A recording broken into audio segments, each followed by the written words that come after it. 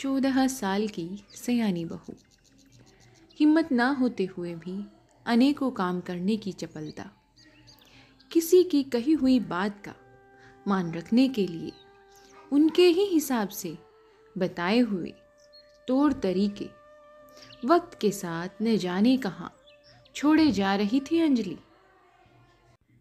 औरों की दुनिया में खुद को रमाकर आनंदित होने वाली अंजलि अब खुद की दुनिया में रमने लगी थी। सारा घर इस बात पर ही गुफ्तगू कर रहा था, क्या हुआ इस संस्कारी खानदान की बेटी को अब मम्मी पापा का मान सम्मान रखने वाली अब खुद के आत्मसम्मान के बारे में सोचने लगी। कुछ समझ ही नहीं आ रहा था। बड़ों के मान सम्मान को बनाए रखने के लिए कभी खुद के आत्मसम्मान को गिरवी रख देने वाली बहू अब बहुत पलटकर जवाब देने लगी है। मुस्कुराते हुए हर काम करती जाने वाली अंजलि, थक गई हूँ घर के काम करके। अब तो वो ऐसा भी कहने लगी है, पता नहीं मानो क्या चाह रही हो। अंजलि की जेठानी अपनी सास से अंजलि के बारे में ये सवाल कर रही थी कि तभी अंजलि वहां पर गुजर रही थी। कानों में सवाल सुनाई दिया तो वह भी अपने कदमों को वहीं रोककर खड़ी हो गई,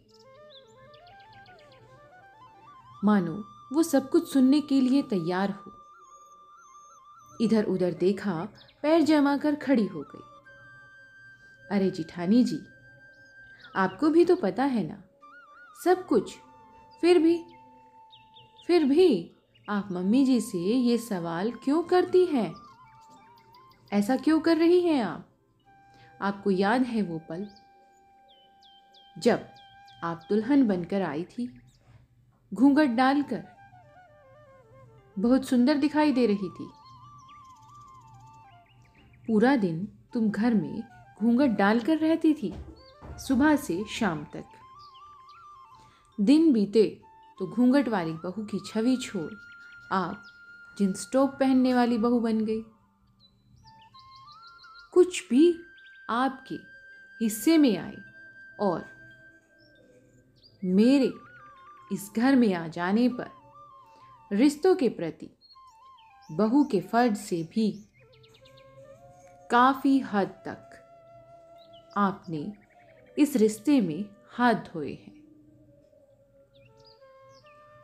मानो आप पता नहीं मुझसे क्या चाहती हो, पर समझ कुछ भी नहीं आ रहा था।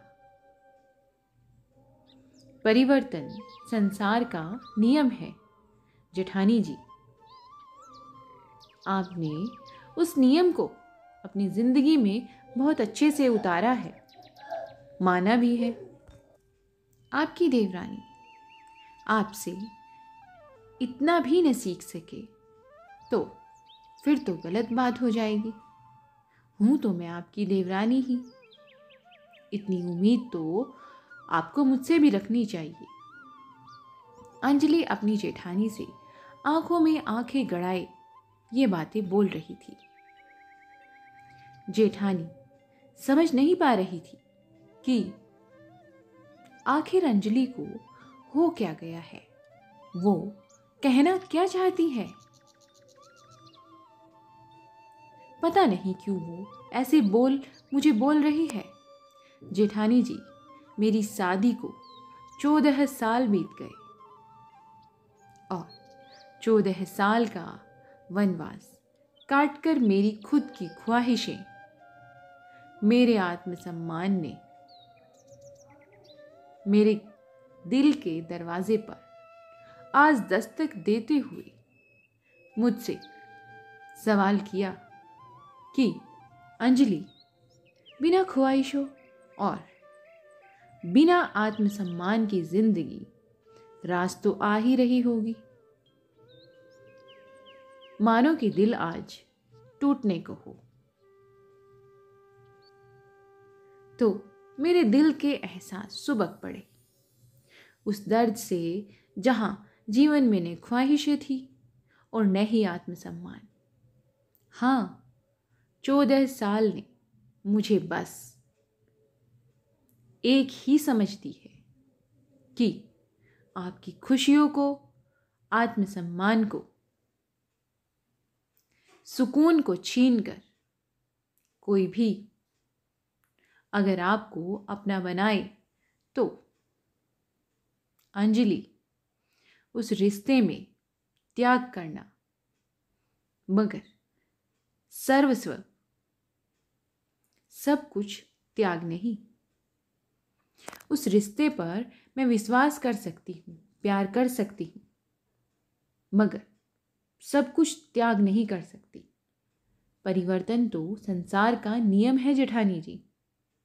आपके बाद आपकी देवरानी भी इसी नियम की राह पर चल रही है।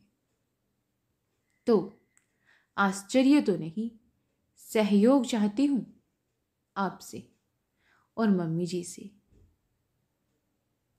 क्यों?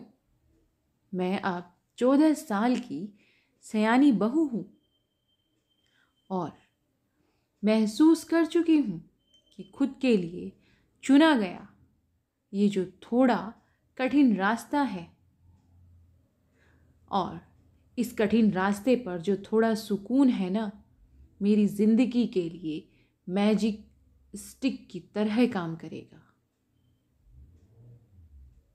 बेपरवाह हो अंजलि ने सास और जेठानी को अनसुलझे सवालों का जवाब दे दिया था, जो कि उनके लिए पर्याप्त था। अब वो अपने मन में सवालों की और जवाबों की उधेड़-बुन में थी, और उनके मुंह उतरे हुए देखकर अंजलि के मन में एहसासों ने सुबकने के बजाय मुस्कुराना चुन लिया था, जो वो अपने जीवन में परिवर्तन के रूप में देखना चाहती थी। वो भी अपनी ख्वाहिशें और अपने आत्मसम्मान के लिए जीना चाहती थी। जिंदगी इसी का नाम है। तो कहानी को सीख समझ कर पढ़ें, व्यर्थ में ना लें। और कहानी सुनने के लिए आपका बहुत बहुत धन्यवाद। और अगर आप हमारे चैनल पर नए हैं तो प्लीज़ आप हमारे चैनल को सब्सक्राइब भी कीजिएगा। मिलते हैं ऐसी ही नई कहानियों और नए विचारों के साथ। तब तक के लिए आप अपना और अपने परिवार का भरपूर ध्यान रखें। तब तक के लिए धन्यवाद।